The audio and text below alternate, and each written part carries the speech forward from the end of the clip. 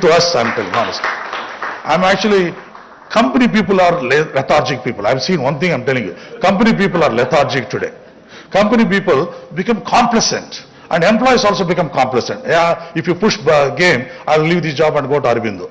And Aurobindo will push you go to Redila. So you people have taken strategy, but government is not like that. Government is sincerely committed to things, but I think as industry, we are still not serious lot of things. And I think we need to get serious on issues, what is required, what happens in our organizations, what happens to our human resources, and what goes wrong with our human resources, our inefficiency, should be looked at very seriously instead of looking at the government inefficiency. And that is very important. And I think startup is an amazing strategy by the government has done. And I think we'll beat any state in the world probably in the next 2-3 years. And number one. Number three, I think people CII should focus on agriculture and food processing industry. Very important because we predict India is the only country can feed the world. And I think in that game, agrarian requires help. And I think we all want to be comfort zone in the 5-star hotel in Kakatiya and all that. That is what we are looking at it. And I think we need to look at everybody has got a CSR responsibility to help in agrarian community. This is only time in the pandemic, only agriculture has never grown down. It has grown up. And I think the Indian farmers have done a tremendous job to the country's progress. And I think we are grateful to all the Indian farmers of this country. What we can add value to the producers? How can we add from Nizamabad turmeric? How can we add value to that? And how can we export 20-30% of the turmeric to other part of the world so that the market price of turmeric can go up in Nizamabad? And I think we are all entrepreneurs, genius people. And I think you need to look at strategically and put small. If you can't do the business, you put your money into some startup who can do the job. It's not that you have to be selfishly do everything yourself. You can do with some other partnership. I think look at it, partnership is the only game to succeed, and I wish you luck. Thank you very much for giving the opportunity.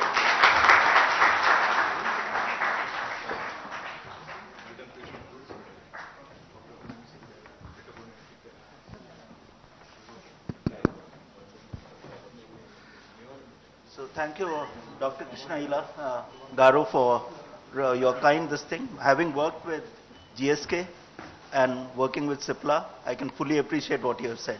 And we'll continue work on agriculture, you being agriculturist yourself. So may I now invite Mr. C.K. Ranganathan to deliver the special address. Over to you, C.K. Yeah, please. Excuse me. C.K., you are on mute. Thank you, Samir. Honorable Minister Shri K.T. Ramarao, Mr. Jayesh Ranjan, IAS, Principal Secretary, Government of Telangana, Mr. Deepak Barbala, Dr. Krishna Ella, Samir and Ragesh. Thanks for the opportunity. We are today living in a very complex and a competitive business world. The business, if you have to look at knowledge, strategy and execution more. It is what we are living in. Whether the company in a competitive environment, who is more knowledgeable, how do you harness the knowledge to convert into brilliant strategies? It is not just strategies alone, but how do we execute those strategies? Are we able to execute it flawlessly is a very, very important thing. So if we are masters in continuously harnessing the knowledge of the company, it is not accidentally sending somebody to some seminars and so on, but a very well planned knowledge, this thing, if we can enhance the knowledge of our own team members and also create a culture where free flow of strategies, free flow of ideas are able to come and able to execute it, I think we are game. And when it comes to the kind of this thing in terms of CEO's role, leadership, very important thing, creating a culture that is how do we make the desirable cultures which will be responsible for the company's success, not only in India but globally. That's a very, very important thing. And leadership always, I think, is a very, very important role. Is this the COVID times? It has created a lot of challenges for us. I think we have emerged far more successfully. We are at the fag end of the pandemic period. This time I would like to say that leadership is responsible for developing active foresight. How industry will evolve, how competition will evolve. I think that's a very, very important role. And if you don't simulate that, and we will be caught by surprises. And that's a very, very active role leadership need to play. And also an important role, very successful organization across the world. The middle and junior management run the day-to-day, and top management, the leadership players, are mostly looking at only spend about 25 to 30% of their time in running day-to-day or enhancing, facilitating, or solving problems of the day-to-day to achieve these short-term goals. And they are actively, they are most of the time, 70% of the time is spent in inventing the future. How do you invent the future? It is how you kind of this thing is able to prepare and invest time in creating a future, a clear plan, coming out with brilliant ideas. These are areas in terms of leadership need to focus. And while I was talking about culture, adaptability is a very, very important thing. How do we adapt in a continuously, in a very evolving, a very dynamic world? The challenges are many. I can say the way the digital challenges now, and if you don't embrace the digital technologies, you will be extinct. And that's very, very important. But many companies are thinking that, okay, slowly it will happen. But the competition is going to eat you away just like that. What was thought a digital technologies used to be an enabler, it's now a very core of a competitive edge. And that I think it's important that the leadership focuses on that. Being agile and nimble is a very important ask. And that is also, I think, would go a long, long way. I think we as leadership at the helm of affairs can constantly look forward to being very, very competitive and take India to the next level. I think we are very capable and we can do things. Last but not the least, I would like to also thank Join Dr. Krishna in complimenting Telangana government. Our minister, honorable minister, we would like to say, because we are seeing across southern states and across India, Telangana is the one where least disturbances, lockdowns and other things, less restrictions, and most of the day, most productive days have come from Telangana government, and the industry is extremely happy. And thank you very much for that, Minister. Thanks a lot. So I conclude my speech. Thanks. Yeah, thank you, Siken, for your address and taking us through several aspects of leadership in this VUCA world. You absolutely said it right. Organizations have to change, and digitalization, sustainability, and being agile and nimble is the forefront. And you, as a leader for the industry, has shown the path to us. I would now request my good friend, Mr. Deepak Bagla, who joined us virtually to deliver his address. Deepak, over to you. Thank you. Thank you, Samir. Morning, Mr. Minister.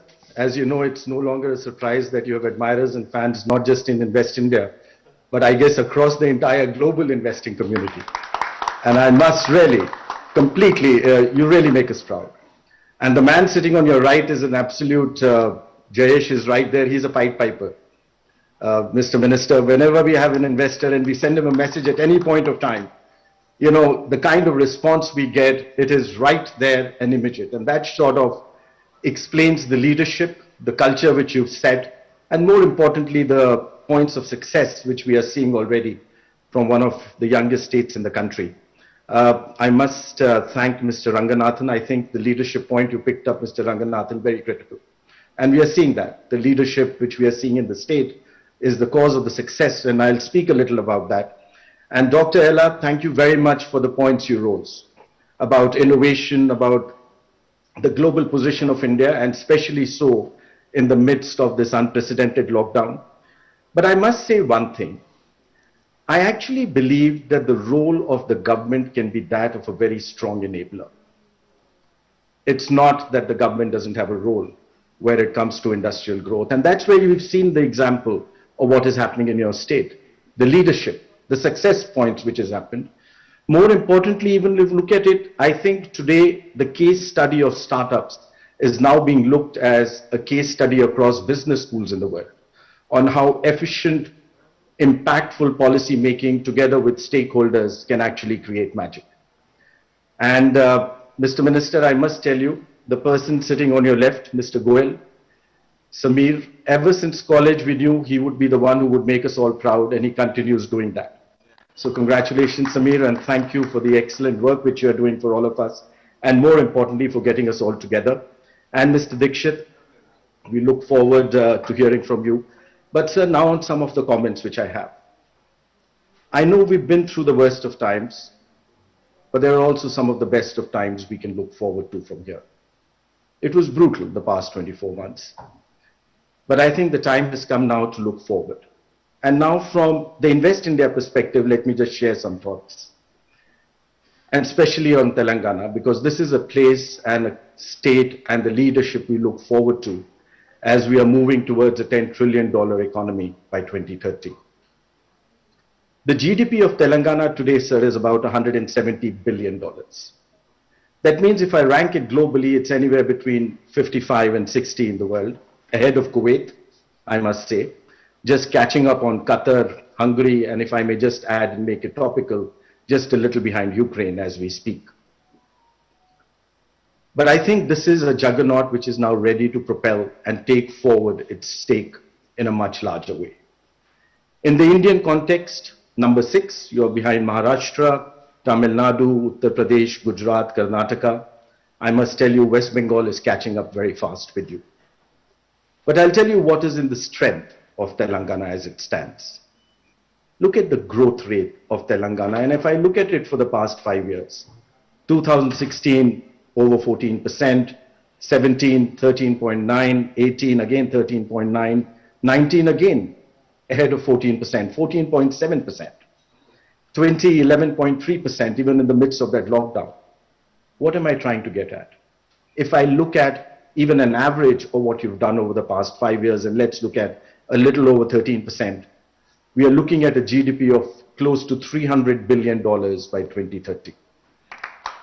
That means Telangana will be adding, it's 450 odd billion by 2030. That means they'll be adding about $300 billion to the bottom lines and the balance sheets of all those who will be joining Telangana in this journey.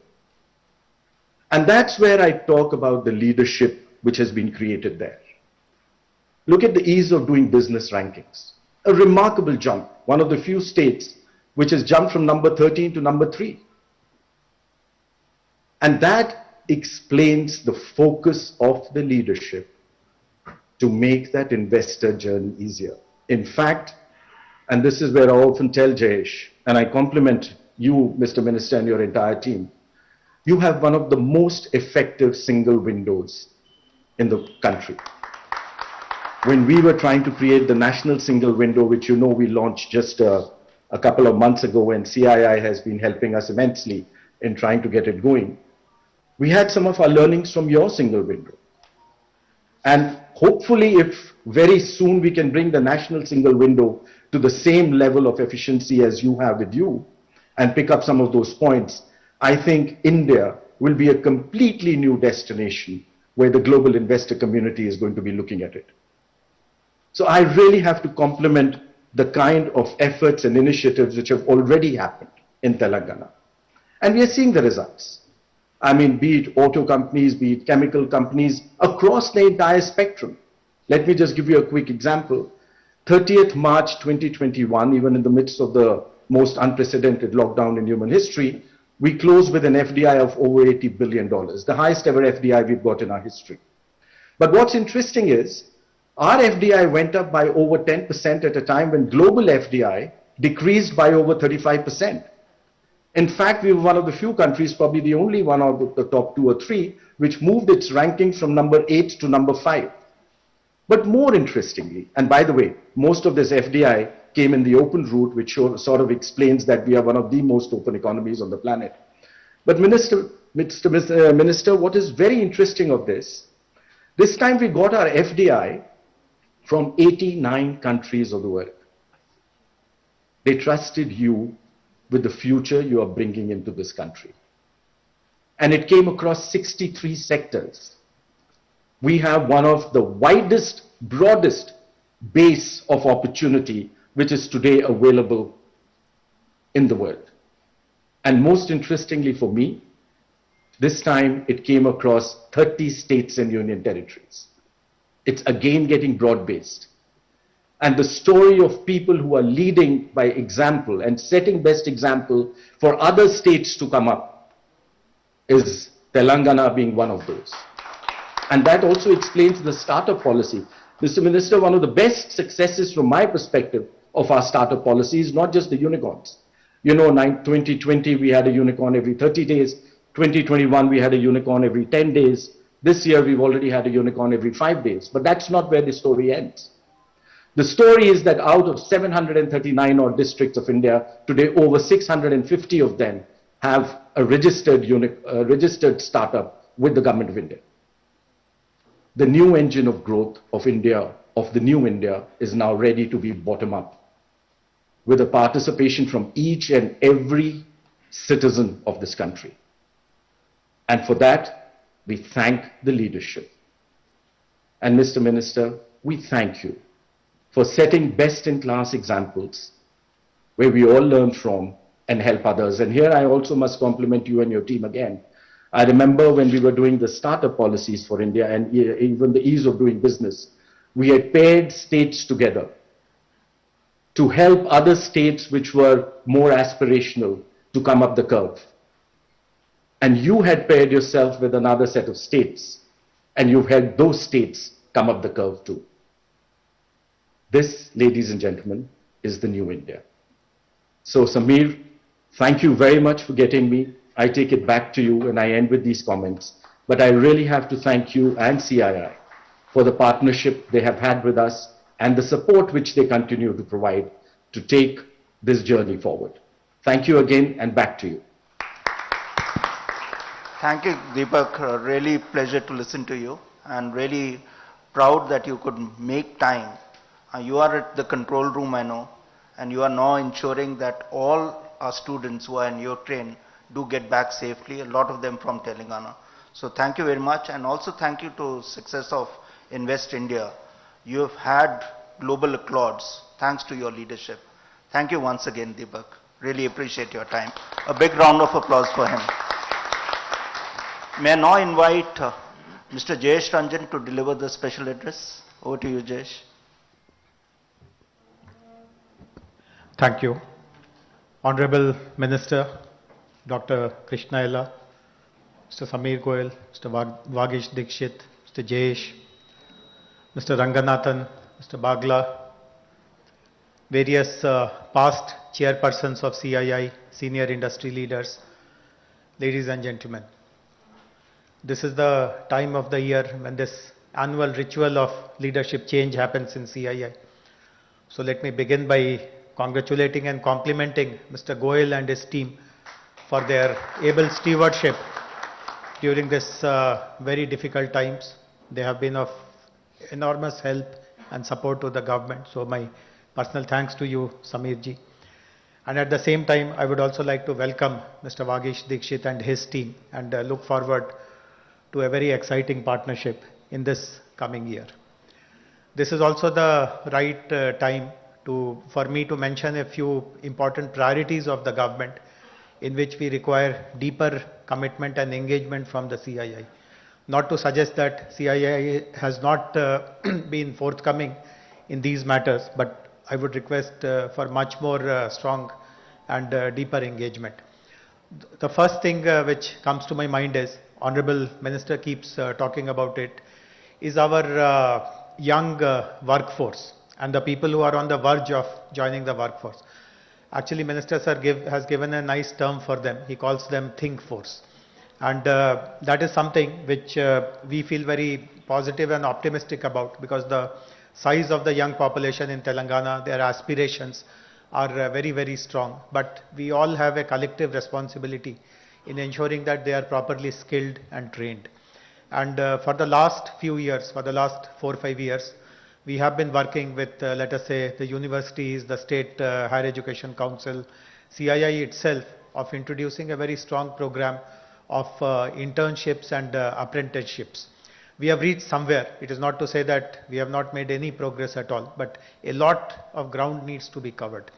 And since Mr. Dikshit, you are taking over and you have yourself led from the front when it comes to matters of internship, apprenticeships, etc. I would like this culture to be permeated across all members of CII. And during your tenure, I would like CII actually to give some kind of a commitment or take a pledge that every member company will adopt or will accommodate X number of student interns, X number of apprentices from the nearby ITIs, polytechnics, colleges, universities. And now today, we don't even have to confine ourselves only to the state universities. We have very good private universities also. So even that catchment is available today to the industry to accommodate as interns and apprenticeships. And there are, of course, existing laws, rules, etc.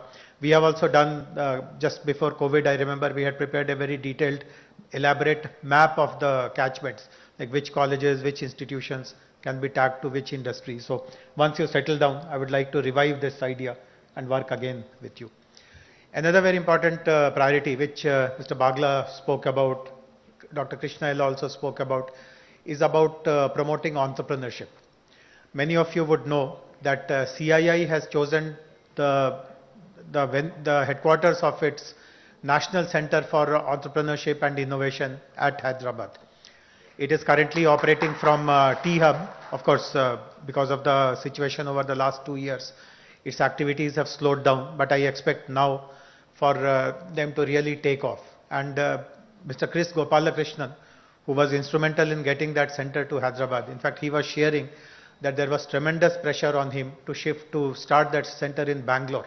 Of course, as you know, for very unfair reasons, whenever people think about startup, they automatically think of Bangalore, which, as I personally feel, is extremely unfair. But for various reasons, and since Mr. Gopalakrishnan himself comes from Bangalore, there was tremendous pressure on him.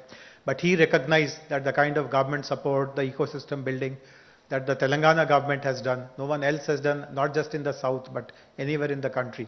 And that is something which Mr. Bagla was also mentioning. He was appreciating the fact that way back in 2016, we came up with a very progressive policy on promoting entrepreneurship, promoting innovation. So the whole purpose of, the whole objective of that CII center is to ensure that every member company adopts some startups and basically provide them that corporate connect, which is very important in validating their idea, which is important in scaling up. Maybe some kind of seed funding also can be made available from the corporate.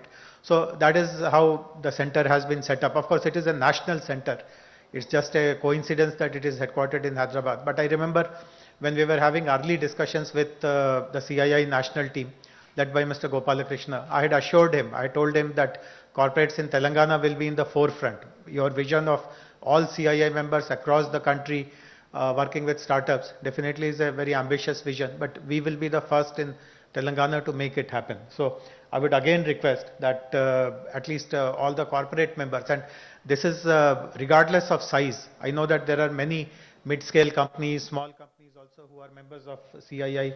There are many service companies also who are members of CII. It is regardless of size. Size has no relevance at all when it comes to supporting startups. And it is not that funds are the only way in which you can support. In fact, your leadership can spend time with them, mentor them, give them ideas about how to scale up, how to get connected to market, how to get into a network. So multiple ways in which startups can be supported. And this is again something which I would request you to really fast track in this coming year. Another very important priority, some of you might have heard Honorable Minister or read about it in the newspapers. Honorable Minister spoke at the Harvard India conference a few days ago, in which he again highlighted how sustainability is a very important part of our economic development. I mean, as the data has been explained by Mr. Bagla, our growth story is phenomenal, but it is not at the cost of sustainability. Every step that we have taken is underlying sustainability. And this is again a third request to CII. Why it's not to say that you haven't been doing it. In fact, we appreciate the kind of support you have given to Harita Haram, and now you are going to give awards also. But there are various other aspects of sustainability. For example, promoting electric mobility, taking care of water bodies. I see Mr. Rajanna here in the audience. In fact, many NASCOM and HYCIA companies have actually gone ahead and adopted water bodies. They have adopted lakes And today, more than a dozen lakes, particularly in the western part of the city, have been beautified. Their contamination levels have drastically gone down. They have been made very community friendly. But we have not seen too many industries, non-IT companies, taking up these kind of programs. So I would request other CII members also to take up very important sustainability goals that the government has. So apart from the regular support to businesses, to supply chains, to logistics, to MSMEs, which is business as usual for us, we will always be working with CII on all those fronts. But these three important priorities, in my opinion, are foundational. These are fundamental to provide good skills and training to our young workforce, to ensure that entrepreneurs get much more opportunities in Telangana, and to partner with us on all our sustainability agenda. So once again, good wishes to you, Mr. Dikshit, and all the CII members. Let us have a very, very promising and very flourishing year ahead. Thank you very much. Thank you, Jayeshji. Let me just put on behalf, you have been the one-point contact for the industry. And really a big round of applause for him, and whatever he says, he makes it happen. Thank you very much. May I now invite CII colleague Satya Aruna to take over, please, for the awards. Thank you, Chairman. Honorable Minister, Telangana to Harita Haram is one of the excellent initiatives of Government of Telangana, which has paid rich dividends. CII had the privilege of working with the state government. We signed an MOU 6 years back when Mr. Jayesh Ranjan and our chairperson, Ms. Vanitha Datla, signed an MOU. And sir, in the last 6 years, CII members and other stakeholders have planted over 89 lakh saplings in the state. And they have a survival rate of more than 85%, sir. We have very clear evidences of photograph and other details where the saplings you have planted have been growing over a period of time. This year, sir, between August and November 2021, 21 lakhs 46,000 saplings have been planted. And today we would be presenting mementos to 23 organizations who have taken part in this initiative in 2021. We heartily thank all the member companies who have participated in this initiative and request the Honorable Minister to kindly present mementos to these green warriors. May I also request Mr. Jayesh Ranjan and other dignitaries on the dais to kindly join the Minister in giving away the mementos. May I request the awardees to kindly come from my right-hand side, receive the memento from the Honorable Minister, and go out towards my left-hand side, please.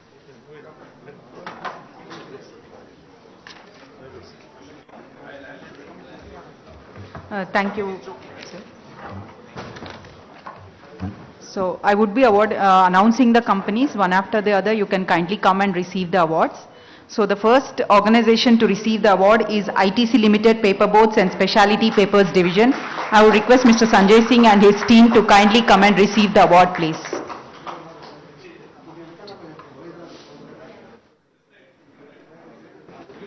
Yeah. The next team to be ready is Office of NSS JNTUH. I would request ITC team to kindly come and receive the award, please.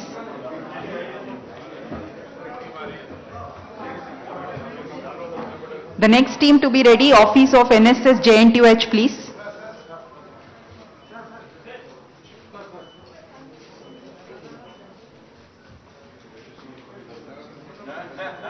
The next team to receive the award is Office of NSS JNTUH. I would request Vijay Lakshmi to kindly come and receive the award, please.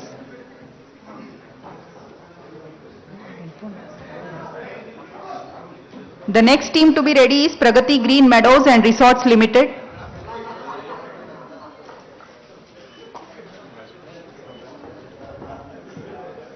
I would request Pragati Green Meadows and Resorts Limited team to be kindly ready, please.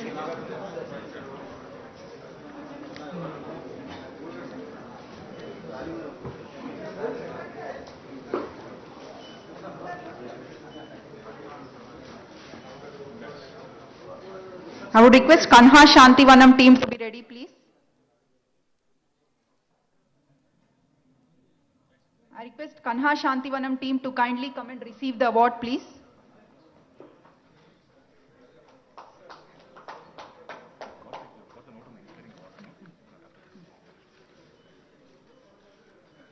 I would request Saint Limited team to kindly be ready, please.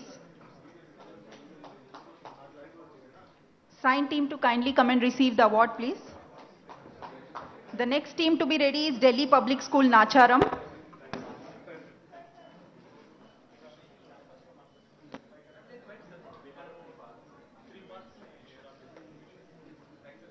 The next team to receive the award is Delhi Public School, Nacharam. I would request the principal and the team to kindly come and receive the award, please.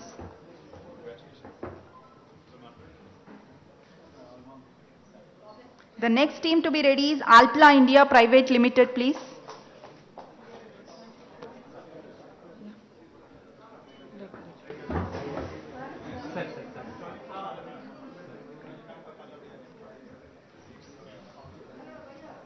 I would request Alpla India Private Limited team to kindly come and receive the award, please.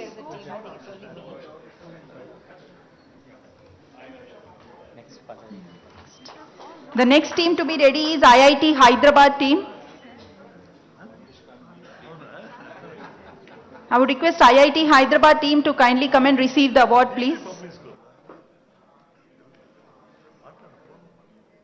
IIT Hyderabad team.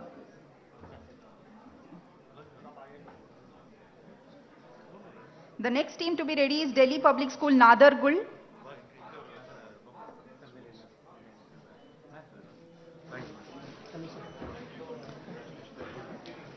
I invite Delhi Public School, Nadargul principal and the team to kindly come and receive the award, please.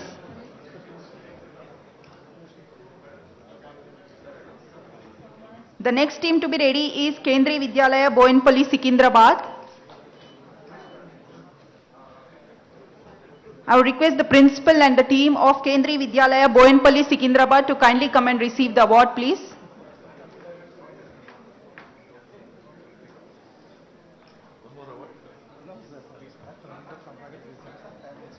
The next team to be ready is Geetham University.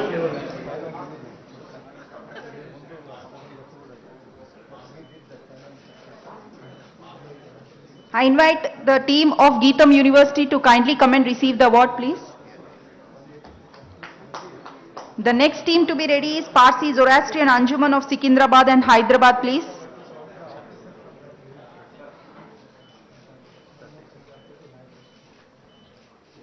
I invite the team of Parsi Zoroastrian Anjuman of Secunderabad and Hyderabad to kindly come and receive the award, please.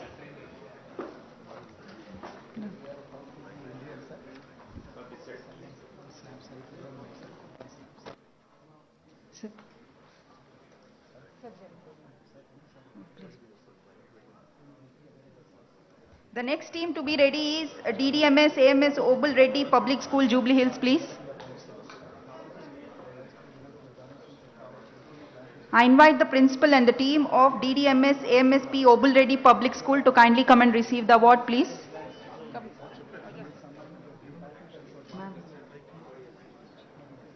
The next team to be ready is Delhi Public School, Mahindra Hills.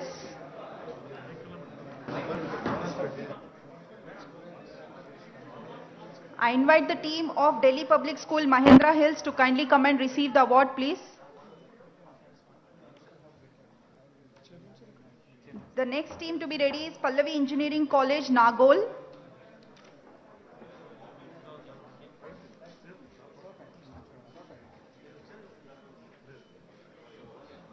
I invite the team of Pallavi Engineering College, Nagol to kindly come and receive the award, please.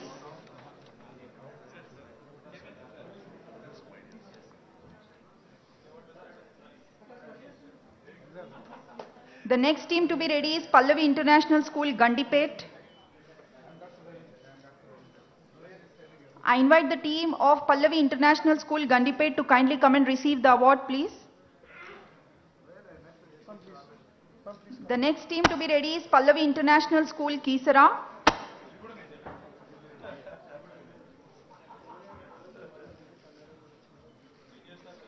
I invite the team of Pallavi International School, Kisara to kindly come and receive the award, please.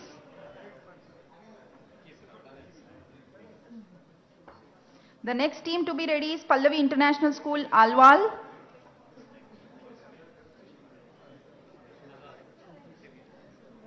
I invite the team of Pallavi International School, Alwal to kindly come and receive the award, please. The next team to be ready is HSBC Electronic Data Processing Private Limited.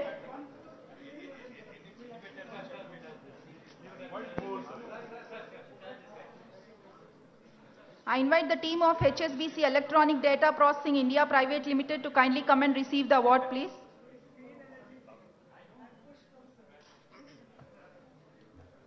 The next team to be ready is Hyderabad Cyclist Group.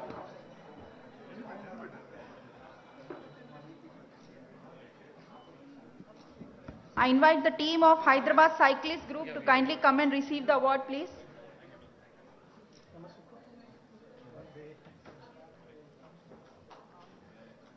The next team to be ready is Vedri Township Welfare Association, please.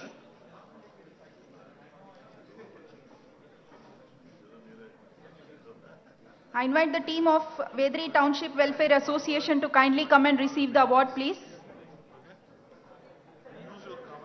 The next team to be ready is DAV Public School, Safilguda. I invite the principal and other team members of DAV Public School, Safilguda to kindly come and receive the award, please.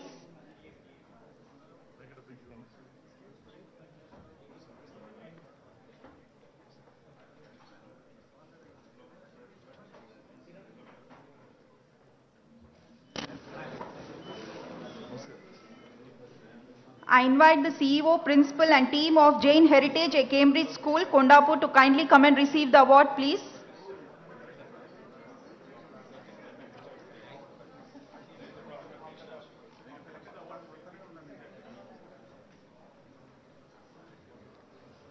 I invite the team of Jain Heritage Cambridge School, Kondapur to kindly come and receive the award, please.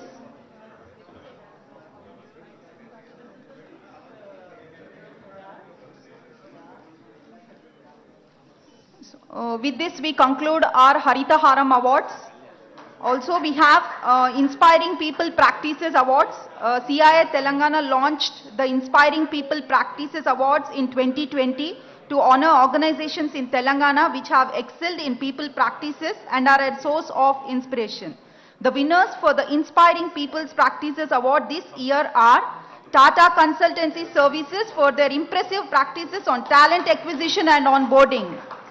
I invite the team of Tata Consultancy Services to kindly come and receive the award, please.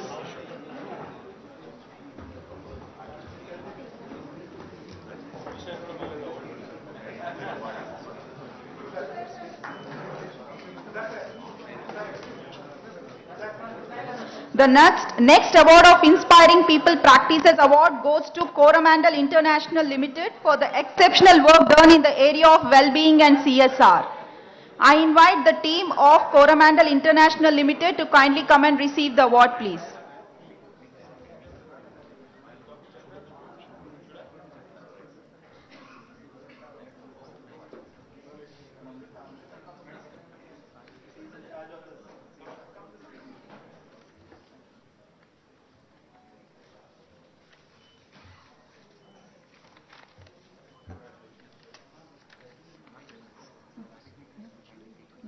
I request all the audience to be kindly seated and the dignitaries also. We conclude this award program and then I hand over this to our chairman, Samir Goel. Thank you.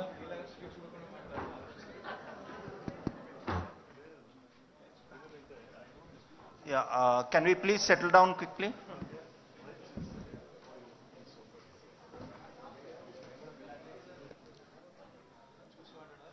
So thank you everyone. Thanks, congratulations to all the awardees. Please continue to do the good work. Now it's my honor and privilege to invite our beloved and honorable minister, Shri KTR Rama Garu, to deliver the address. Over to you, sir. Thank you. Thank you, Samirji. Thank you to the entire team of the Confederation of Indian Industry. Now I've actually understood the success of attendance in a CII meeting. Need I say more? I don't know. Meer awards baga ichesi andarni pilchesi. You're making sure that the entire room is packed. So Samir, lovely strategy. I'll follow this in future. Congratulations on completing your term, and Vagish, congratulations on assuming the mantle of chairmanship of CII Telangana. Good luck to you. Jayesh Ranjan Garu, Dr. Krishna Ella, ఇప్పుడు మీకు ముందు ఖచ్చితంగా పిలిచేటప్పుడు పద్మశ్రీ పద్మభూషణ్ అని చెప్పాలా? చెప్పకుండా నడుస్తుందా? Doctor Krishna I won't say that. I'll say our dear friend who's made all of us proud. I think he deserves a big round of applause.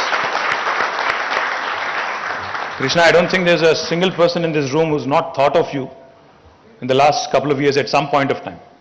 Krishna phone cheste vaccine emana tondaraga dorukutunda, పిల్లలకి ఏమైనా vaccine ఇచ్చేయచ్చా, లేదా ఏదో రకంగా కృష్ణతో మాట్లాడి మా స్టేట్కి కొన్ని ఎక్కువ వ్యాక్సిన్లు తీసుకోవచ్చా? I think everybody has gone through that. So you, Suchitra, I'm sure your entire team, Sai and everybody must have been bombarded with calls, but thank you for supporting all of us. Thank you for helping us tide through this pandemic. Deepak ji, thank you for staying on. मुझे लगा कि government of India normally बोलता है निकल जाता है, but आप यहाँ पे हैं. आप तो हमारे दोस्त हो, इसीलिए बहुत सारे अच्छे शब्द आपने कहा, बहुत तारीफ आपने की. बहुत धन्यवाद, आपका बहुत आभारी हूं और उम्मीद करता हूं कि आपका सपोर्ट ऐसे ही रहेगा और आगे जाकर भी आपका सहयोग ऐसे ही मिलता रहेगा. Mr. Ranganathan, and thank you sir for also staying on, the Southern Region's chairman. Ladies and gentlemen, today in fact, as I've just mentioned, is the opportune time of the new team of CII in Telangana taking over from the past team. The baton is being passed on to Vagish today. But incidentally also, today marks the second anniversary of the first COVID case in Telangana. Exactly on the 2nd of March in 2020, we had the first case in Telangana. So एकदम सही time चुना आपने, समीर को बाहर भेज के आप नया चार्ज ले रहे हो जब थोड़ा माहौल बेहतर है. Vagish is a smart man, we all know. इसलिए जो बुरा वक्त था, थोड़ा मुश्किल वक्त था, तो समीर को दे दिया. Because Samir is related to Piyush Goyal, as you know. Samir Goyal is related to Piyush Goyal. इसीलिए एक साल पूरा उनको दे दिया. अभी थोड़ा बेहतर हो गया तो वागिश आ गया आगे.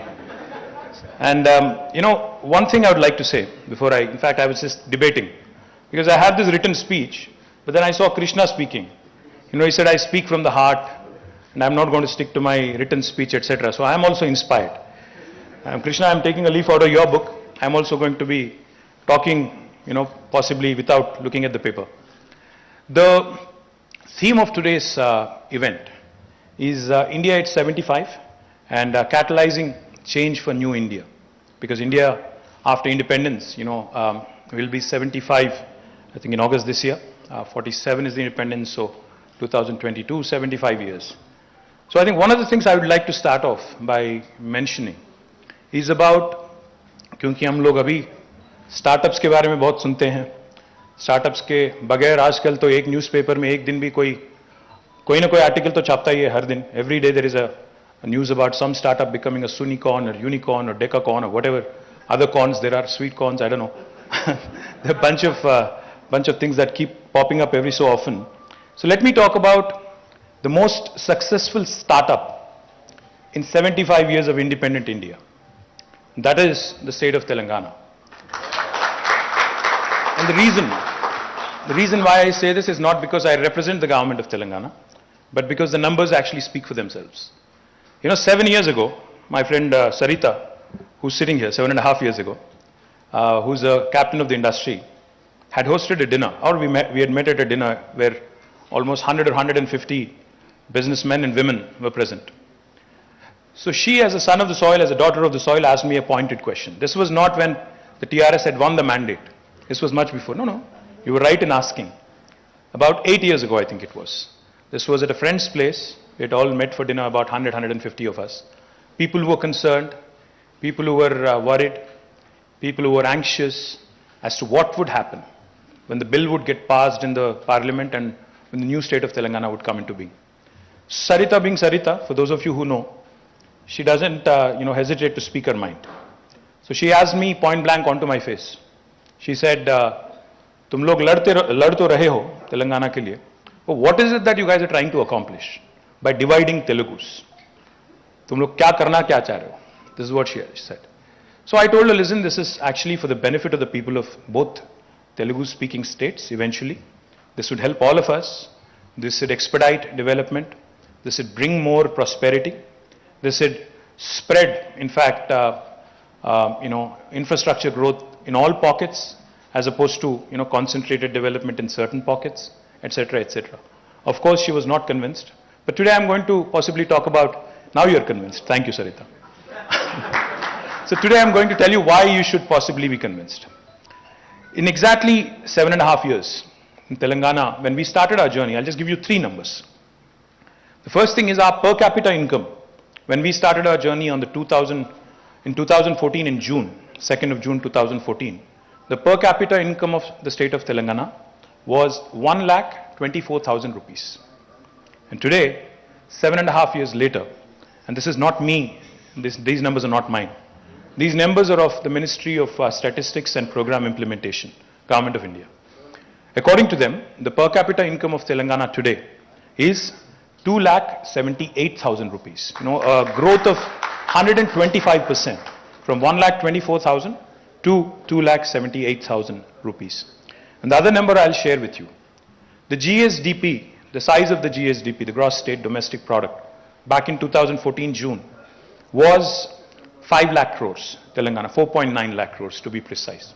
And today, again, according to Government of India statistics, the current GSDP size of the state of Telangana is 11.54 lakh crores, 130% growth. This goes to show you how the state has been able to do exceedingly well in terms of all indicators. The other interesting statistic I would like to put forward, and I have to correct Mr. Bagla here. Mr. Bagla said, Deepak ji, आपने कहा कि हम लोग छठे हैं rank में, contribution towards Indian economy. Sir, RBI would like to differ, not me.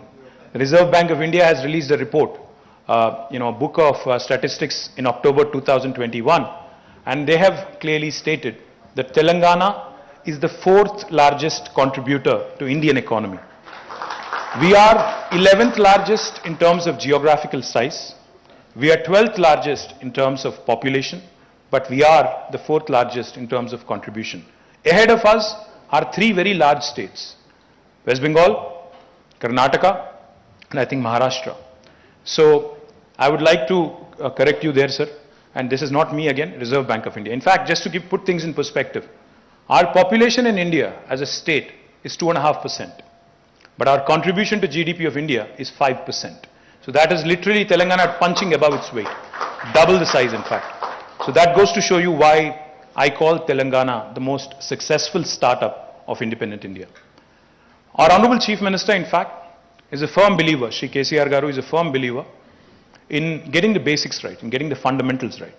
While, it's easy to talk about emerging technologies, it's fanciful to talk about all the cool things that are happening all over the world, the hyperloops and other things of the world. It's easy, it's all nice talk, but I think a country like India, which is still a developing nation, should get its basics sorted. So therefore, when we started our journey, we went with the 3I mantra: innovation, infrastructure, inclusive growth. That's exactly what we focused on in the last 7.5 years. Now, what do I mean by innovation? Innovation in today's world is often misconstrued as being, disruption in the technology area, startups, etc., etc. But innovation can happen on many, many fronts. I was amused to hear Krishna when he said big companies cannot innovate. I beg to differ, Krishna. In fact, even big companies, can innovate, should innovate if they have to, they want to sustain, if they want to remain around. Because otherwise, you lose your edge, you basically lose your mojo, and you're gone in no time. Because if you think about it, 20 years back, Yahoo was a big name. Today not, and I think each of us in this room, or most of us in this room, the younger lot may not remember that, but most of us in this room had a Yahoo account. I did too. Now I don't even remember my password, because I don't use it anymore. It's lost its relevance, and now we have so many other things that have come up and so many other things that have just, eclipsed Yahoo and other behemoths of the early 2000s. That's the point I'm trying to make. Unless you reinvent yourself, unless you rediscover yourself, unless you reorient yourself to the changing times, changing demands, changing markets, any big company would not survive. The fact that GSK, the fact that, all the big companies of the world still continue to be relevant in spite of the onslaught from Krishna Ella and his team, means that they are doing something right. If not everything, they must be doing something right. The point I'm trying to make is invention, innovation is not confined to startups or technology alone. Even government should innovate. And that's exactly what we have done with our policy making. Mr. Bagla just spoke about how Telangana's industrial policies leagues ahead of anybody else. That is because our Honorable Chief Minister in this very room sat for 7 hours with the industry bodies, tried to understand in the very initial days of government. He said, let me sit with you, understand the pain points. Let me understand how I can make a difference. And in 2014, July I think it was, there was a meeting held in this room. And by 2014 November, Telangana came out with its first legislation. That is the Telangana State Industrial Project Approval Self-Certification System, the TS-IPAS. Now it's like the easy pass, that you would run into in the US. TS-IPAS has been extremely successful. And in case you're wondering, how do you say something successful? We have given out more than 18,000 clearances. We've been able to attract more than 2.3 lakh crores of investment. And we've been able to create a direct job potential of 1.6 million jobs. This is something that is truly amazing for a new state in India. And this growth, the numbers that I just reeled out, is all despite several things. It's despite the bifurcation blues, because the new state has to settle in.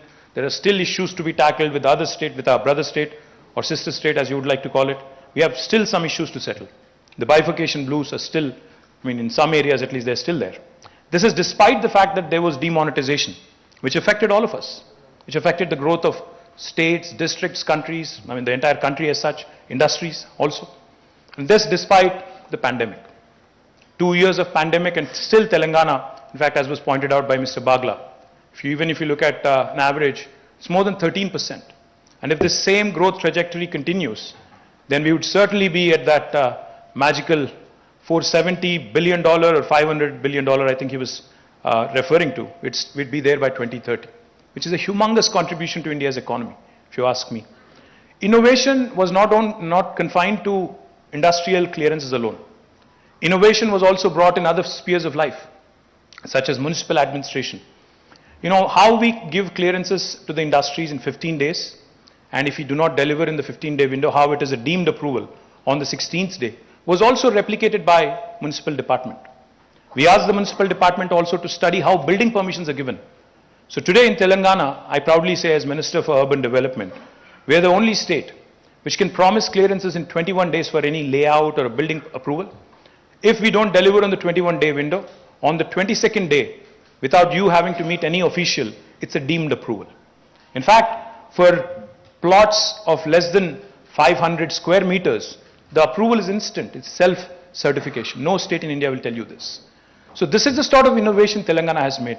Innovation in Panchayati Raj and rural development. The new act that we brought in for village development is something truly unique. I don't think there is any state in the country which said 10% of the budget from the village Panchayati or the municipal body has to be earmarked for greenery. 10% of your budget is green budget. And the new act also espouses, also makes it very, very clear. Or the municipal councillor or the municipal chairperson or the Panchayati secretary can lose their job and will lose their job if they do not ensure 85% survival of the plants that have been planted in their respective domains. I don't think any government in India has done this. Now that is the innovation I'm talking about. Innovation does not have to confine itself to cool technologies. Innovation is about impacting the society in a positive way. And that's what I'm saying. Governments can innovate, others also can innovate. And when I say the 3I mantra, innovation, infrastructure is the second I. On the infrastructure front, why Telangana has grown is because we have spent lots of money. We spent extensive money on ramping up our infrastructure. We were a power deficit state when we started our journey. We had an installed capacity of 7,000 megawatts. Today our installed capacity of power is more than 16,000 megawatts and more than doubled in the last 7.5 years. We spent lots of money on that. That is why Telangana is able to provide quality power supply to industry, to households, and also to agriculture. We are the only state in the country, in fact, that provides 24/7 free power to small and marginal farmers. Again, You would not hear this from any other state in India. Infrastructure not only in power, drinking water. We are the only state in the country which had completed, a project which had, the laying of 140,000 kilometers of pipeline. A project called as Mission Bhagirath, which is aimed at providing a portable drinking water connection to each and every one of the 10 million homes, 1 crore households in Telangana. A unique project where we spent nearly $7 billion has been completed, and today Government of India has drawn inspiration from us and has started what is called as Har Ghar Jal, a new program which they are asking other states also to emulate. Infrastructure is not again only on power and drinking water, but also in irrigation. I don't know how many of you in this room know this. The world's largest lift irrigation project, the world's largest, not India's largest, the world's largest lift irrigation project has been conceptualized and has been completed by the government of Telangana in less than 4 years of time. Now, we often talk about Chinese execution. We often talk about how things move fast in China. But the new state of Telangana, the youngest state in India, has shown to the rest of the country how well things can happen, things can move, provided the political will and collective efforts of the bureaucracy and engineering department are showcased. You would be surprised, we are lifting water, Godavari, from about 82 meters above sea level to 612 meters above sea level to near Hyderabad through a multi-stage lift irrigation program. And we are engaging some of the biggest pumps in the world, pump sets in the world, 137 megawatts of pumps each, with about, I think, 6 or 7 running in tandem to lift water from such a long distance. This is again a very, very unique kind of a model that Telangana has been able to champion. For those of you who are wondering, what about the third I? Innovation is good, infrastructure is fine. What about inclusive growth? Telangana has shown this country that inclusive growth can be showcased. While we focused on industrial growth, we did not let down our agriculture potential. Today, I'm proud to share with you, agriculture's contribution to the GSDP back in 2013 was 16%. Today, in 2021, our agriculture contribution to the state's GSDP has increased by 5% to 21%, which is humongous. 5% increase is not easy. And I can assure you of one thing, Dr. Krishna Illa said, if there is a next pandemic, it is likely to be on the animal side affecting our food security. I can confidently say this, no matter what happens in the rest of India, Telangana will not only be secure with its agriculture produce, we will be able to support other states in the country if that happens. I hope it does not happen, but we will certainly be there to the rescue of the rest of the country as well. The reason why I say this is because our agriculture produce has increased so much that even Food Corporation of India, उन्होंने भी हाथ उठा दिया, बोला कि हम procure नहीं कर सकते हैं आपके साथ, इतना ज्यादा आ रहा है, इतना ज्यादा पैडी आ रहा है प्रोड्यूस आपसे, तो हम नहीं खरीद सकते हैं आपसे. That is the level of increase in agriculture produce that Telangana has been able to showcase. At one point of time, Punjab was called the granary of India. But today, proud to share with you, Telangana is that granary. We have replaced Punjab and we are the granary to the rest of India. The point I'm trying to make, gentlemen and ladies, is that while Telangana continued to grow industrially at 13% or more, our agriculture produce also, because we focused on agri, but we did not let down our farmers. We came out with innovative schemes. I talked about innovation. Our Honorable Chief Minister came out with a program, Farm Input Subsidy, called as Raitu Bandhu. 75 years of Indian independence, no other leader, no Chief Minister, no Prime Minister thought about it, of doing a direct benefit transfer to our farmers. We are the first state in India, in independent India, to have come out with a policy where the farmers have been given 5,000 rupees per crop. And for 2 crops, we are giving them 10,000 rupees per acre every year. And the kind of money that is being spent is about 15,000 crores per annum to about going to about 62 lakh farmers in the state of Telangana. This has again inspired Government of India to launch what is called as PM Kisan. So innovation need not be confined to certain areas. The other thing I also wanted to mention, while Telangana continued to grow industrially, we also ensured that environment was not affected. Proud to share with you, just a couple of days ago, The entire country's Indian Forest Service officers were in this very room. I was here talking to them. The entire country's principal chief conservators of every state was here. And they were telling us that Telangana today ranks #1 according to Forest Survey in terms of increasing the green cover.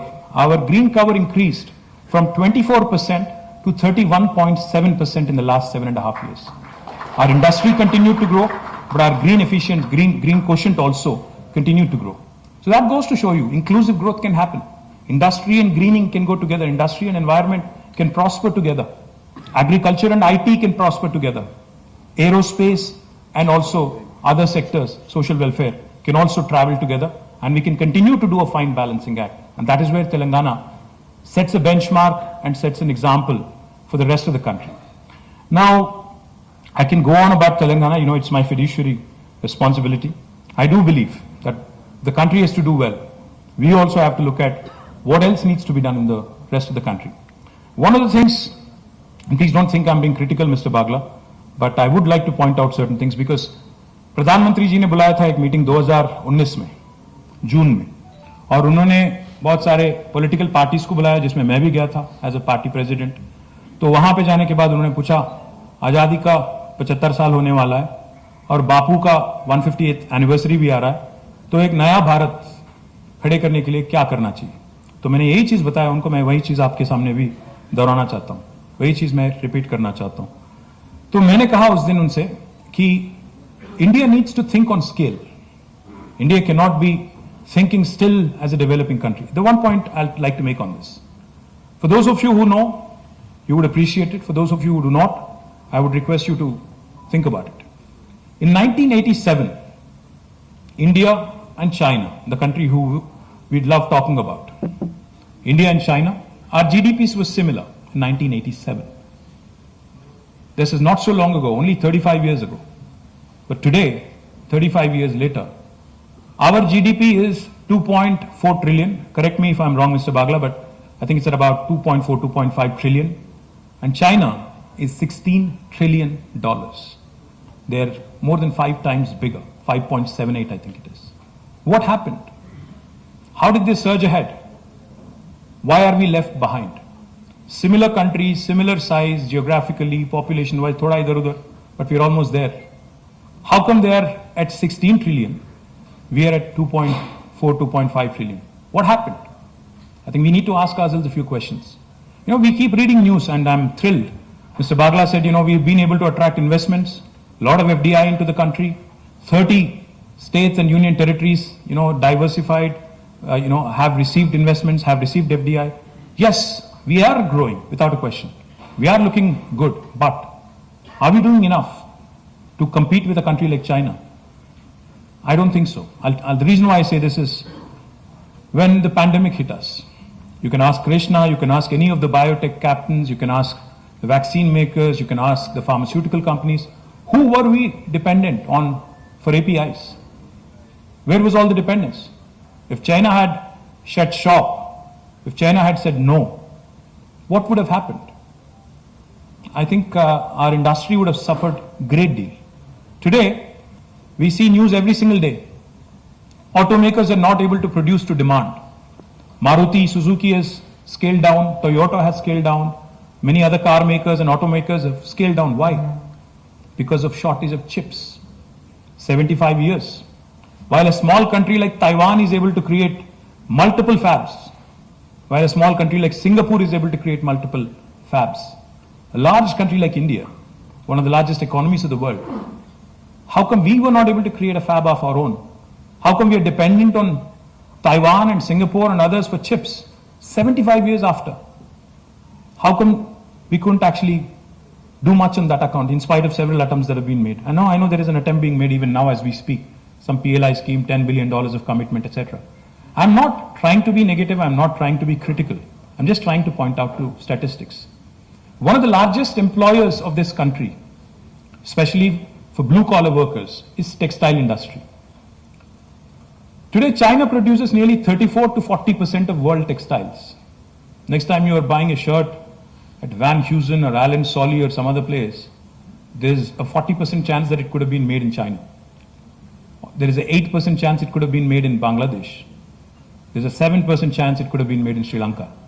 What are the chances that it could have been made in India? A 4% chance. We only account to 4% of textile and apparel production of the world.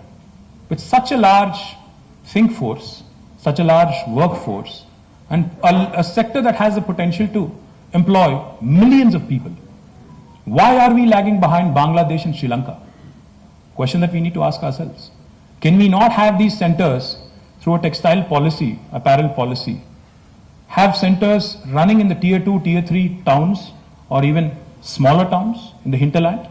Can we not have them in Uttar Pradesh, Madhya Pradesh, Bihar, and all these states that continue to hold us back in terms of our growth?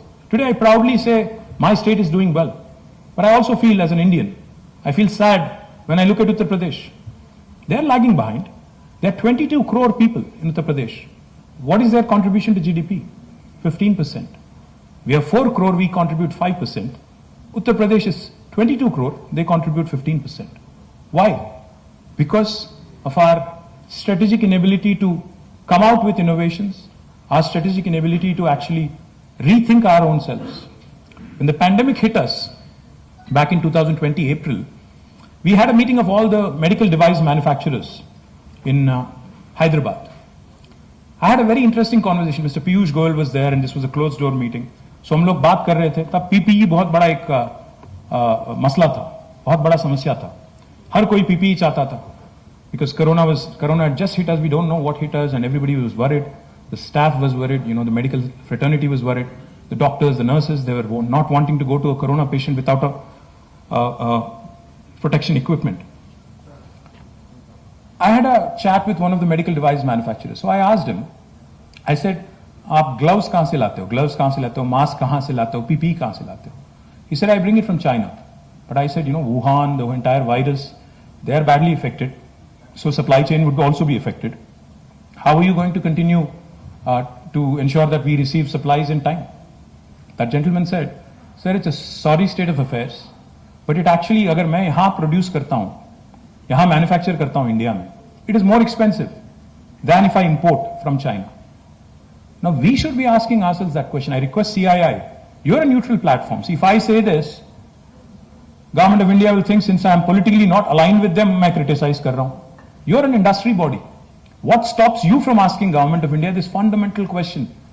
कि ऐसा क्यों है कि हम कोई यहाँ पे manufacture करते हैं वो ज्यादा कॉस्टली हो जाता है, जबकि हम लोग अगर इंपोर्ट करते हैं वो तो चीप बनता है? ये क्या लॉजिक है? एक तरफ बात करते हैं सेल्फ रिलायंट इंडिया की, आत्मनिर्भर भारत की, और दूसरी तरफ हमारे पॉलिसीज इतने फ्लॉड है कि यहां बनाना चाहते भी हैं हम तो बहुत ज्यादा एक्सपेंसिव है. It makes you uncompetitive cost wise. So how will you survive in this environment? Any hospital will not procure from you. Simple, because you're, economy-wise, in terms of cost competitiveness, you're just not there. So these are the questions, these are the fundamental changes we need to be making in our country. We have a huge coastline of more than 8,000 kilometers. How is it that our sea trade, our maritime trade, is less than that of Singapore, a small island nation? The number of containers that are handled by Singapore port are much higher than all the container load that is handled by all of our ports put together. Is it not a matter of shame?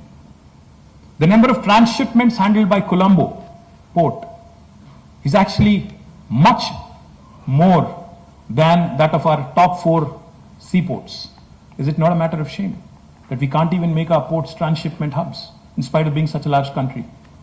I don't even want to talk about our highways and highway speeds and truck movements and truck speeds, etc., etc. The point I'm trying to make is, it's good to have ideas and slogans. Make in India, great slogan. But we need to back it up with reforms and policy. We need to actually have a solid policy backup saying, yes, make in India, don't just assemble in India. Agar if you make in India, you're competing with large manufacturing countries like China. When will that happen? How will that happen? Unless you think on scale. I've been requesting Government of India कि अगर आपको China के साथ मुकाबला करना ही है, we've been saying this for the last 4 years, 5 years, you need to think on scale. China has these large industrial parks, 70,000 acres, 50,000 acres. There's a place called Shizhou. There's an industrial park in 70,000 acres. Why is size important? Because it brings about economies of scale. It reduces the cost of production. What is the biggest industrial park in India? What is our size? Today, Telangana is conceptualizing a pharma city which is in about 14,000 acres. For that to happen, it's a huge, humongous task. We've already created and set up India's largest textile park in Warangal in about 1250 acres of land. And we've been asking government of India to support us. कि कुछ support करो अगर कोई राज कुछ करना चाहता है. पहले तो पॉलिसी पैरालिसिस से दिल्ली में सुनते नहीं है. उनको जैसा दीपक जी ने कहा, ग्रोथ आ रहा है. मैं ये नहीं कहता कि ग्रोथ नहीं आ रहा है, but that is happening by default. I am sorry. हम लोग कोशिश कर रहे हैं, सब लोग कोशिश कर रहे हैं, हर राज्य कोशिश कर रहा है, इन्वेस्ट इंडिया कोशिश कर रहा है, इन्वेस्टमेंट आ रहा है, ऐसा नहीं कि नहीं आ रहा है. बट जितना आना चाहिए, जितना होना चाहिए, उतना नहीं हो रहा है. जितना तेजी से पॉलिसी बनना चाहिए, वो नहीं हो रहा है. And I am sorry to say this, but it is a fact. We talk about so many other things, self-reliance, self-reliant India. Good. But what is stopping us? See, today we are in the middle of a war. We're witnessing a war, Russia and Ukraine. And I'm sure many Indians have also thought of this, and so have I. What happens if something very similar happens to India? Are we ready? Defense-wise. What is our, position on making our own missiles, our own, defense systems and ammunition, etc., etc.? There was a time about 2 years ago when Government of India was conceptualizing what is called as a Defense Industrial Production Corridor. I went to the Minister, Commerce and Defense, both, requested them. I said, ma'am, this was Nirmala ji then. I went to her and I said, ma'am, the most logical destination for this to be in India, because of the existing ecosystem, nothing else, nothing more, is between Hyderabad and Bangalore, because Hyderabad has large number of defense PSUs and so does Bangalore. So it would make a great deal of sense to have this defense industrial production corridor between these two large cities, and it will actually hit the ground running, so to speak. She said, no, but the decision is already made. I said, on what basis and where? She said, the decision is made, it would be in Bundelkhand. I said, what is in Bundelkhand? I want Uttar Pradesh to grow. But Uttar Pradesh or Bundelkhand, will it be able to attract a Lockheed Martin? Will it be able to invite, a Sikorsky? Or will it be able to invite some of these large aerospace companies and, give them the confidence that you can hit the ground running? She said, no, the decision is made. The point I'm trying to make is, if you really want India to prosper, India to grow, support the current ecosystem, support the growing ecosystem, support the states which are doing well. I am all for supporting UP, Bihar, Madhya Pradesh, Rajasthan. I have nothing against them. They are, of course, my sister states in India. I want them to grow. I want them to contribute to my country. I want my country to be a first world country. But our policy making has to be in sync with what we have. We have to play to our strengths. We cannot say, क्योंकि उत्तर प्रदेश में 80 Lok Sabha seat है, तो हम वहीं पे कुछ लगाएंगे. क्योंकि तेलंगाना में 17 है, हम यहाँ नहीं करेंगे. और उत्तर प्रदेश में योगी जी हैं, उपयोगी हैं भारत सरकार के लिए, तो वहां लगाएंगे. और तेलंगाना में केसीआर है, जो कि हमारे लिए उपयोगी नहीं है, तो यहां नहीं लगाएंगे. पर तेलंगाना भी तो आप ही का भारत का हिस्सा है. तेलंगाना कोई दूसरे देश में थोड़ी है ना. ये मैं एक इंस्टेंस की बात नहीं कर रहा हूं, काफी सारे इंस्टेंस है मैं जो कोट कर सकता हूं, बट नहीं करना चाह रहा. I would also let you know, mister Bagla, that the whole Aatmanirbhar Bharat package, The 20 lakh crore economic stimulus. अभी जितने मेरे सामने यहाँ पे बहुत सारे बिजनेस लीडर्स बैठे हुए हैं, मैं बहुत कॉन्फिडेंटली कह सकता हूं मिस्टर बागला कि 20 लाख करोड़ की जो इकोनॉमिक स्टिमुलस की बात की गई, it has been a huge disappointment sir. I am sorry to say this, but it has not worked. It has not helped our MSMEs. Lakhs of MSMEs have shut shop in the last couple of years. I think now is the time to introspect, to think forward, to think ahead, come out with a very realistic strategy and not just numbers and figures which just look good on the paper. My humble submission to the CII is, if I speak and if I make a point, it will be misconstrued and it will be reported as political criticism. It will be looked at as criticism from the opposition benches. But a neutral body, a body which has, I'm sure, members of all hues and shades of all political affiliations in its organization, such as the Confederation of Indian Industry. If you espouse the cause of India, if you espouse the cause of how India needs to grow, India, does not have the luxury of leapfrogging. India needs to pole vault. India does not have the luxury at 75 of abhi bhi leapfrog karenge nahi. You need to really pole vault. You need to really jump ahead, and you need to really be able to grab the opportunity. China se bahut log nikalna chahte hain bahar. Everybody is talking about China +1 or complete exit of China strategy. I will not name names, Mr. Bagla, but I'll tell you one thing. There was a large aerospace and defense company that came to me and that said, sir, हम लोग China से निकल के बाहर आना चाहते हैं, India में लगाना चाहते हैं बेस अपना. But क्या करें हम लोग? Government of India is arm twisting us and telling us to go to Bundelkhand. I don't want to go there. I want to come to Hyderabad. What do I do? So I could not have said, what do? I can't do much there also. But unfortunately, that is the matter, sir. If a company is not getting response, if an investor is not getting response, practicality, then they will go elsewhere. They'll go to Indonesia, they'll go to Malaysia. India is not the only option, Our competition as Hyderabad is not with Bangalore. Hyderabad is not competing with Bangalore or Delhi or any other state. Sir, Telangana today is competing with Malaysia, Indonesia. We are competing with Vietnam to attract electronics, textiles, etc., etc. So we cannot be looking at things, putting our blinders on and saying कि हम लोग उत्तर प्रदेश आएंगे तो यहाँ पे करवाएंगे आपसे काम, वरना नहीं करवाएंगे, इंडिया में आपको मौका कहीं और नहीं देंगे. My request to CII also is please be bold, reach out to the powers to be in Delhi. आप उनसे झगड़ा करो, लड़ो और पूछो उनसे, डिमांड करो, क्योंकि इलेक्शन भी ज्यादा दूर नहीं है, आप शायद सुनेंगे थोड़ा, तो आगे जाके बात करना पड़ेगा. एक आदमी ऐसे थे जो आपके CII में थे, थोड़े दमदार थे, बोलते थे, राहुल बजाज. बदनसीबी है कि वो गुजर गए, अभी वो नहीं रहे हमारे बीच. He was the man who used to speak his mind. I remember meeting him several times in Davos. He was not afraid of speaking his mind to union ministers and government. बहुत लोग डरते हैं आप में से लोग. मुझे याद है एक इंस्टेंस, हमारा यहाँ पे ग्लोबल एंटरप्रेन्योरशिप समिट हो रहा था, तो फलकनुमा में हम लोग डिनर दे रहे थे. अब नाम तो नहीं लूंगा मैं, उनकी बदनामी हो जाएगी. तो हम लोग इंतजार कर रहे थे वहां पे प्रधानमंत्री की और चीफ मिनिस्टर की. तो बॉम्बे से एक इंडस्ट्रियलिस्ट आए थे यहाँ पे, उनका फ्लाइट खड़ा हुआ था शमशाबाद में, फलकनुमा में डिनर करके उनको जाके अपना फ्लाइट में जाना था. तो वो कह रहे थे कि भाई मैंने तो सोचा कि 9:30-10 बजे तक हो जाएगा डिनर, तो मैं वापस जाऊंगा 11 बजे तक. I have invited some guest at home. तो मैंने कहा ठीक है निकल जाओ, बहुत सारे लोग हैं यहाँ पे, मैं बोल दूंगा उनको कि आपको जाना था, जल्दी था, वो लोग लेट हो रहे हैं तो आप चले जाओ. He gave me a dirty look. सिर्फ तुम्हें पता है क्या होगा अगर मैं चला जाऊंगा तो. सो ये माहौल अच्छा नहीं है. डर के काम करना अच्छा नहीं है. दोस्ती के साथ काम करो, प्रेम के साथ काम करो, मोहब्बत के साथ काम करो, इंडस्ट्री के साथ. And I think the most important thing, I was feeling a bit sheepish also when Dr. Krishnayala kept saying the government here does not interfere. Apparently that has become a compliment also. We are supposed to be enablers, Krishna. If anything, apparently it has become a compliment. Being unobtrusive also has become a compliment. It's a matter of collective shame. If governments today are being complimented for being unobtrusive and not harassing you, it's a matter of shame.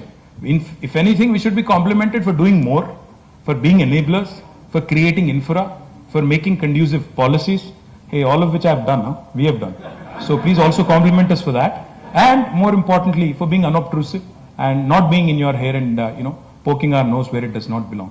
So I request the new incoming team of Vagish Dikshit from CII Telangana, you will please lead your southern chapter, the rest of the country. You please go meet Mr. Bagla on the practicality of my suggestions, on any input that may or may not, be taken seriously by coming from me, but I think it will be taken far more seriously if it comes from CII. So good luck to the entire Confederation of Indian Industry, particularly to the chapter of Telangana. Thank you one and all.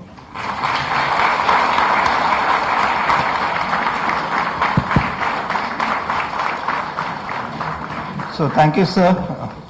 It's always a pleasure to listen to your address. The leadership that Telangana really transformed over the last 8 years is testimony to that. And Telangana is becoming a model state. A big round of applause to them. Can we give him a standing ovation? Please. Thank you. Okay, not over to you, Vageshi. Thank you.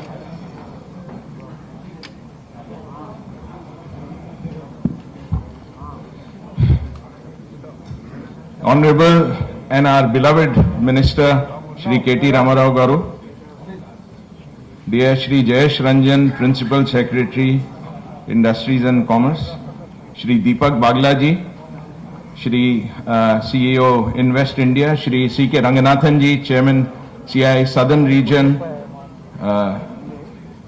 from the CII Telangana platform, addressing for the first time, sir, you as Padma Bhushan, Shri Dr. Krishna Ella Garu, Shri Samir Goyal ji, our Chairman, CII Telangana, dignitaries, officials, Government of India, from the government, captains of Indian industry, friends from media, ladies and gentlemen. It's my privilege to deliver the closing remarks for this important initiative. Before I take up my agenda, let me start by saying this has been an amazing year for CII. Through 2021, this was a challenging year with pandemic, both with Delta and Omicron, but industry has steered through this crisis in a better way than the first wave. I hope we will overcome this pandemic and continue to grow further. Coming to the main agenda, I take the opportunity to thank Shri KT Ramarao Garu to take time out of his super busy schedule to inaugurate this conference. Sir, we applaud your efforts to make the state a leader of sorts in all fronts. I loved your comment about Telangana being the most successful startup since independence, and I can't echo more than this. Whether it's the per capita increase from 1.25 lakhs to 2.78, whether the GSDP increased from 5 lakh crore to 11.5. The point that you mentioned on a lighter note, that I come in at a time when the tailwind is in process with Omicron going down. I would like to say, sir, you and your government have been the biggest tailwind for industry for many, many years.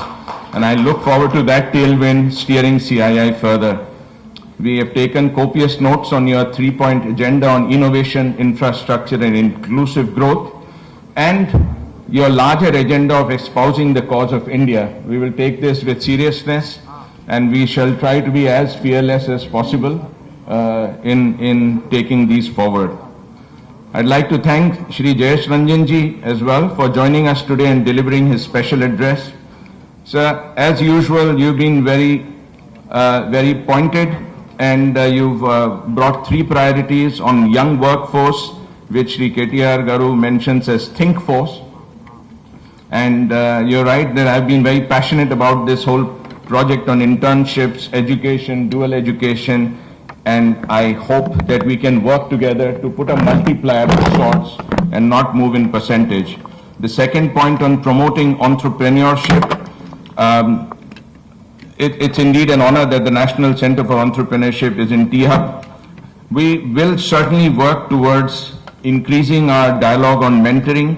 Even Indian Women Network last year mentored over 58 women entrepreneurs. They have a plan to double or triple this, and CII Telangana would also work very strongly in taking this agenda forward, sir. And the third subject you mentioned about sustainability. This is a very passionate subject for all of us, and sustainability not just as a buzzword. I've been attending a lot of conferences, being involved in the industry of packaging, and there are many times we import international problems and claim them to be ours. We claim, we don't talk about e-waste management, we don't talk about bio-waste management, which are huge issues. These are not problems in Europe and US, but they are big problems here. We talk about sustainability issues which are sometimes on the surface and miss the larger picture. I hope we in CII can see the larger real picture and work with the government to take our common agenda forward. I thank Shri Deepak Baglaji for staying with us throughout. Very kind of you to have taken the time out of your schedule, sir.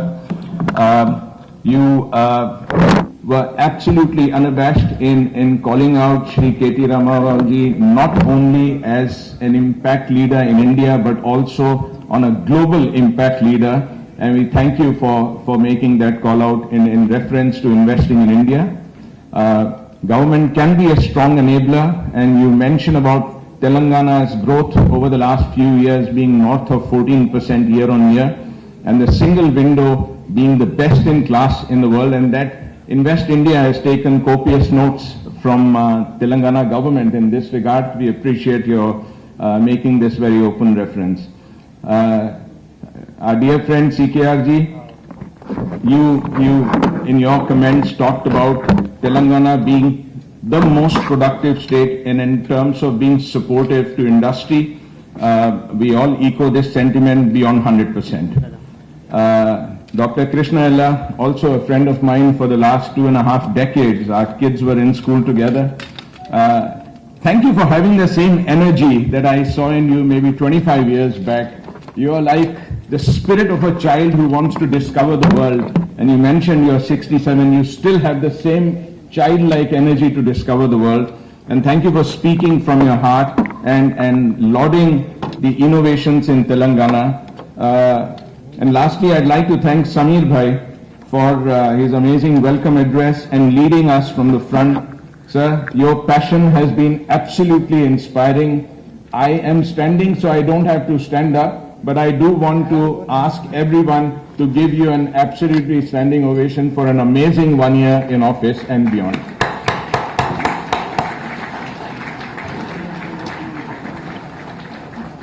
Thank you. I'd like to, in closing remarks, thank all the experts on industry, academia.